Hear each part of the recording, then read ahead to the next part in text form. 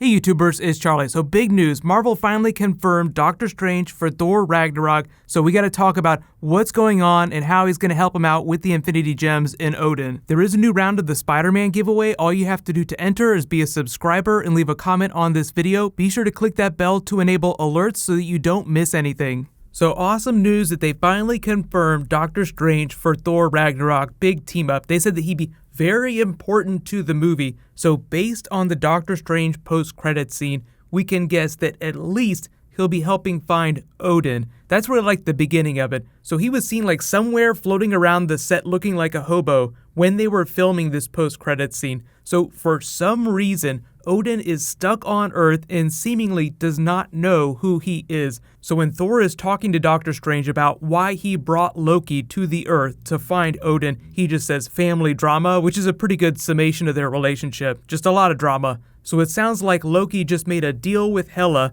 to banish Odin to Earth and somehow separate him from his power or block his power, because the Odin Force makes him one of the most powerful beings in the universe. So it sounds like the most effective way of doing that is just confusing him and making him forget that he's Odin. He doesn't have his powers. But we'll see how the movie explains that, because the Odin Force is basically like his life force. It's actually made of the life force of Odin's two brothers that died fighting Fire Lord Surtur. So that's like when the Odin Force became a thing. And it gets a little complicated, but the movies usually find simple ways of explaining that. But it sounds like Thor Ragnarok is going to be amazingly weird. So even though they'll find an easy way to explain things, they're not going to dumb it down or just like completely wash over really cool comic book stuff. So I have complete faith. But it sounds like what's happening is a whole bunch of stuff has transpired, like all this Odin, Loki drama happened that led up to them seeking out Doctor Strange's help. And then their search for Odin starts somewhere early in the film, because the main action of Thor Ragnarok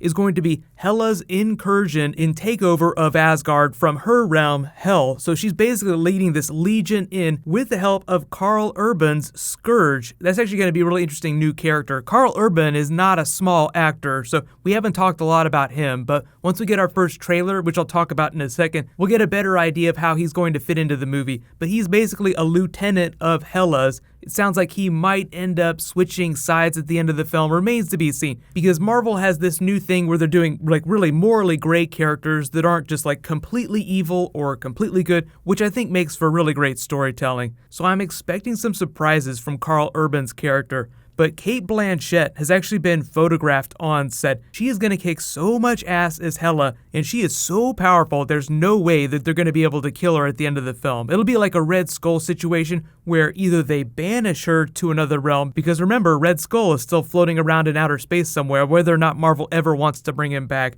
Or I'm really hoping that Hela comes back around during Infinity War and becomes Marvel's version of death, because she rules over the Asgardian plane of death, the place where people go if they don't go to Valhalla. So I'm hoping that the movie doesn't change that from the comics, because it's basically hell for Asgardian characters. And if it sounds a little weird, it's just because Asgardians exist on a different plane of existence. Like, they exist in our universe. The movies have simplified that a little bit, but technically they don't exist in outer space with us. Like, if you had a spaceship, you couldn't just fly to Asgard. That's why you have to use the Rainbow Bridge to get there. But because Loki is magic, it sounds like there's some sort of enchantment that was laid on Odin to block him from his power. That's where Doctor Strange comes in, just taking advantage of the fact that he keeps track of all magical beings that are on Earth, or like people from other dimensions, basically like a giant shit list of anybody that could potentially cause trouble and has powers.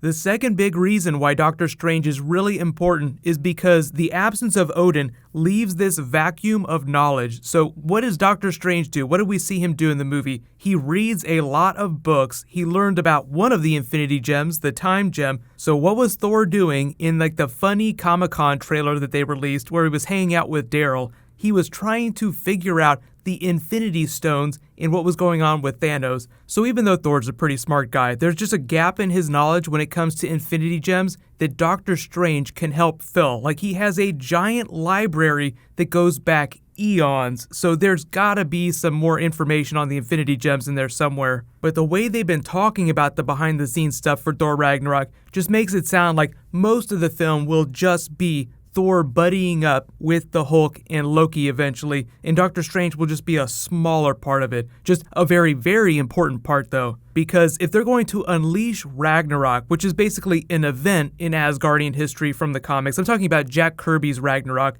not the Ragnarok Thor duplicate cyborg from Civil War. The monsters of Ragnarok are like way more than Thor and even Hulk could handle by themselves, so that's where Odin comes in. You really need the Odin force to fight all of these monsters, and if there was any doubt about how epic that big battle is going to be, it sounds like it's going to be the big climax of the film. They actually showed off as part of their Comic-Con reel an image of the Hulk getting ready to punch Fire Lord Surtur, like this giant, filling the frame fire being with a tiny looking little Hulk. Like that's how big the size difference was. So just think about the idea of Hulk versus Fire Lord Surtur. They were really just hyping that up. That might not actually end up in the movie. They just wanted to let you know that hey, all this shit is going to be going down. We're going to do all the weird things that we were afraid to do in the first two Thor movies. Because there was a rumor that they were actually going to do Fire Lord Surtur during Thor the Dark World, but you do actually get a peek at his realm when the 9 realms start to align all the big portals. In the Dark Elves are going to try and use the Aether, the reality gem, to alter reality. So yay for Fire Lord Surtur, but really just the idea of changing reality will come back around during Infinity War. This is actually the scene where Odin explains the Infinity Gems and how that reality gem works to change reality. There are relics that predate the universe itself.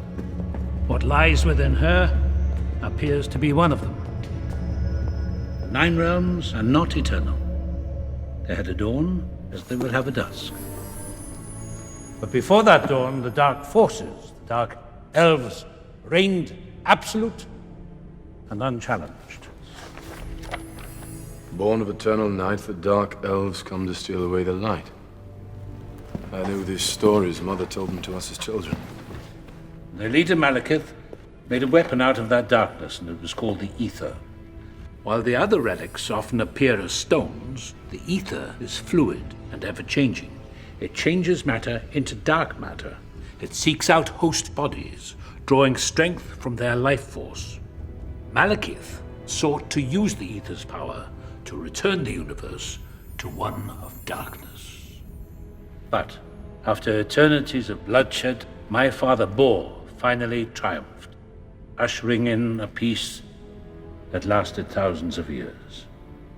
What happened? He killed them all.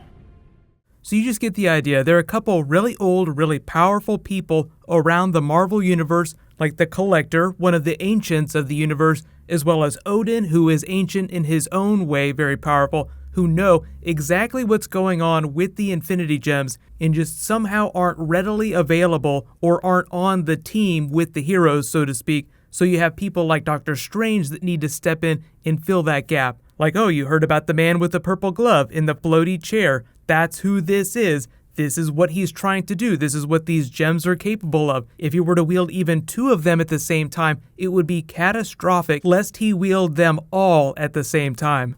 So it'll be fun to see how Doctor Strange treats the idea of Thanos after he's dealt with Dormammu in the Time Gem. He's probably riding pretty high. And even though he's not quite as much of an ass as he was at the beginning of Doctor Strange, the Doctor Stephen Strange to Sorcerer Supreme mellows him out just a little bit, but he's still kind of high on himself the way that Tony Stark is high on himself. So just expect a lot of humor in the tone of what you saw in that Thor post-credit scene during Doctor Strange. Just a lot of really dry wit and Thor just kind of nodding his head and going along with it oh yeah, this is the least strange thing that I've heard today. Growing up in Asgard, there are a lot of tales that they talk about, like the Warriors 3 going off just having adventures that we haven't really seen on screen, so you get the sense that there's not a lot of stuff in the 9 realms that surprises Thor, but like you heard during that Odin clip, a lot of this history he got as children's stories read to him by Frigga, so there's probably a lot that he doesn't totally believe, oh, I heard this big story about Fire Lord Surtur, I heard this tale about father and his brothers